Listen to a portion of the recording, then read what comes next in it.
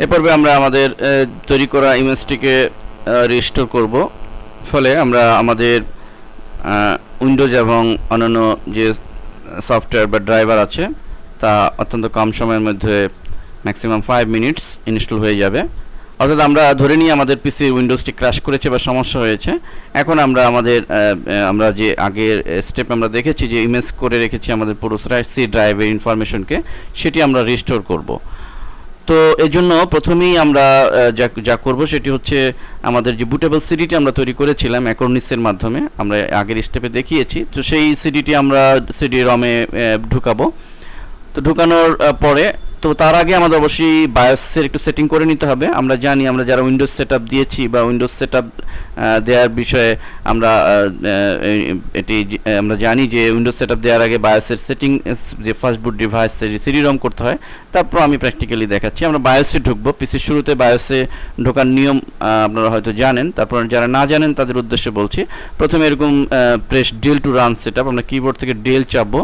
কোনো পিসির জন্য F2 চাপতে হতে পারে, সেক্ষেত্রে লেখাও থাকবে যে F2 প্রেস F2। তো আমরা ডেল কিবোর্ড থেকে ডেল প্রেস করে আমরা বায়োসে ঢুকবো। তো বায়োসের ইন্টারফেসটি মূলত এরকম। তো আমরা বায়োসে ঢোকার পরে আমরা মূলত এই যে বুট রয়েছে, আমরা কিবোর্ড দিয়ে আমরা বুটে চলে যাব। তো কিবোর্ডের মাধ্যমে আমরা বুটে গেলে আমরা এই ধরনের ইন্টারফেস পাবো, যেখানে লেখা থাকবে বুট ডিভাইস প্রায়োরিটি। তো আমরা বুট ডিভাইস প্রায়োরিটি সিলেক্ট করে কিবোর্ডের মাধ্যমে সিলেক্ট করতে পারবো। আমরা ফার্স্ট বুট ডিভাইস আমরা সিলেক্ট করে এন্টার চাপলেই আমাদের সামনে আরেকটি ইন্টারফেস আসবে, যে এখানে লেখা রয়েছে যে ফার্স্ট বুট ডিভাইস, সেকেন্ড, থার্ড। আমরা লক্ষ্য করুন ফার্স্ট বুট ডিভাইস সিলেক্ট রয়েছে। আমরা কিবোর্ডের সাহায্যে ফার্স্ট বুট ডিভাইস সিলেক্ট করা অবস্থায় এন্টার চাপবো। এন্টার চাপলে আমাদের সামনে এরকম একটা অপশন ডায়লগ বক্স আসবে। সেখানে আমরা কিবোর্ডের সাহায্যে ডাউন অ্যারো কির সাহায্যে সিডি রম সিলেক্ট করে দিব, দেন এন্টার চাপবো। ফলে আমাদের সামনে এন্টার চাপলে আমরা ফার্স্ট বুট ডিভাইস সিডি রম হয়ে যাবে এবং আমরা এটি আমরা আমাদের সেভ করে ফেলতে হবে। সো আমরা এখানে আবার সেই বুট ডিভাইস প্রায়োরিটি এসে চলে যাব এবং এক্সিট যে রয়েছে, আমরা কিবোর্ডের সাথে এক্সিটে চলে যাব। অ্যারো কির সাহায্যে এক্সিটে গিয়ে এক্সিট সেভিং চেঞ্জেস এখানে অ্যারো কির সাহায্যে গিয়ে আমরা এন্টার চাপলেই আমাদের সামনে এই ধরনের ডায়লগ বক্স আসবে যে সেভ কনফিগারেশন চেঞ্জ। অর্থাৎ আমরা যেটুকু চেঞ্জ করলাম সেই জায়গাটার চেঞ্জের জন্য আমরা এখানে ওকে দিব। তো এই কথাটি আমাদের অবশ্যই মনে রাখতে হবে। আমি আবারও বিষয়টি একটু দেখাচ্ছি। আমাদের মূলত বায়োস সেটআপে প্রথমেই যেতে হবে, গিয়ে আমরা বুট ডিভাইসে যাব এবং বুট ডিভাইসে এন্টার চাপলে আমাদের সামনে এই স্ক্রিনটি আসবে।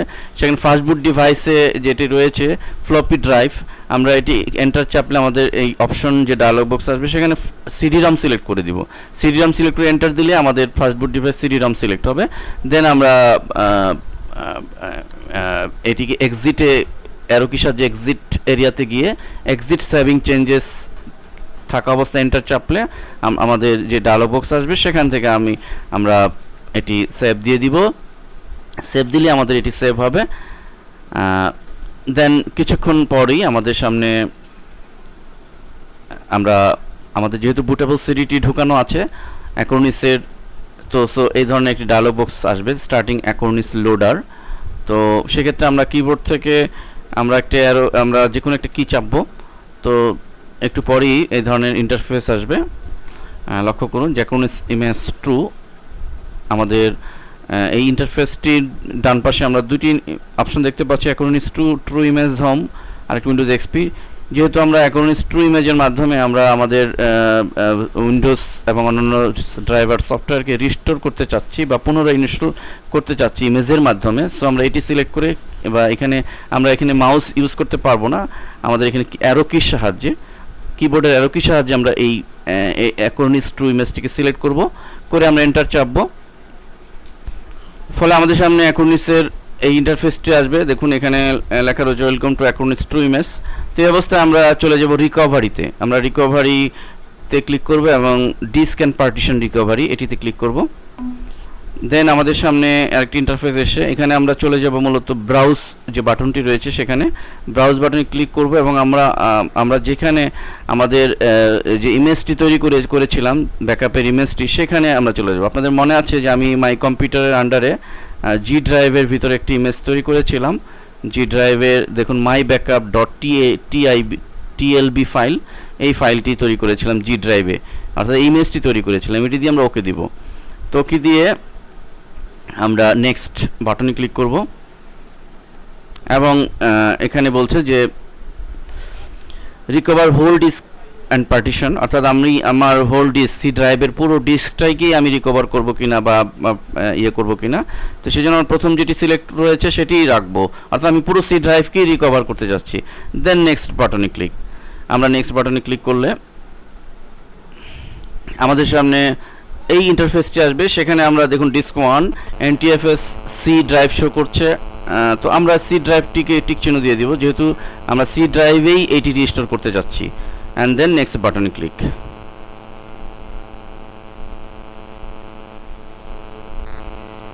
এবং এই অবস্থায় স্পেসিফাই রিকভার সেটিংস এগুলা যা আছে যথারীতি তাই রাখবো। আমরা শুধু নেক্সট বাটনে ক্লিক করব।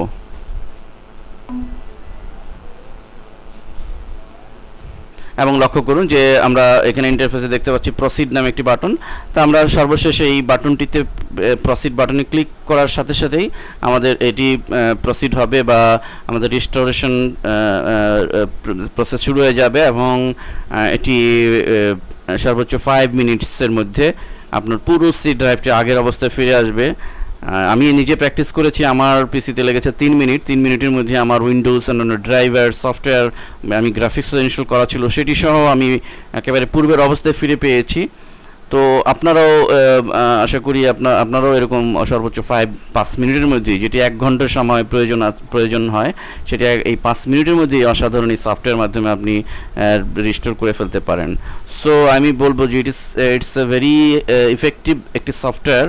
যারা পিসি তাদের প্রফেশনাল কাজে ইউজ করে থাকেন, দৈনন্দিন কাজে যাদের এই পিসি অপরিহার্য, তাদের জন্য এটি খুবই একটা হেল্পফুল একটা টিপস বা একটি সফটওয়্যার। এই সফটওয়্যারের মাধ্যমে আপনি কাজটি করতে পারেন। তো এরপরে আপনার এটি রিস্টোর হয়ে গেলে আপনি একটা মেসেজ দিবে। তো মেসেজ দিলেই আপনি দেখবেন যে একটা মেসেজ দিবে যে রিস্টোরেশন কমপ্লিট। আপনি সেখানে ফিনিশ বাটন ক্লিক করে আপনি বের হয়ে আসবেন এবং পিসি রিস্টার্ট দিয়ে দিবেন। এবং রিস্টার্ট দেওয়ার সময় আপনি সিডি থেকে বুটেবল যে সিডিটি ছিল সেটি আপনি বের করে ফেলবেন, আদারওয়াইজ সেটি তো আবার বুট হবে। সেই সিডিটি বের করে আপনি দেখবেন যথারীতি আপনার সেই আগের উইন্ডোজ চলে এসছে। ধন্যবাদ সবাইকে।